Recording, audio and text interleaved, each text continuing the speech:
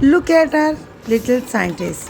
Today, they turned the classroom into a mini lab of wonders.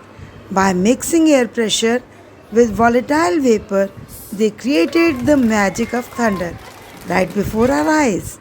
Science is not just about books, it's about fun, excitement, and discovery. Every experiment teaches us something new. Today, they learned how thunder is born.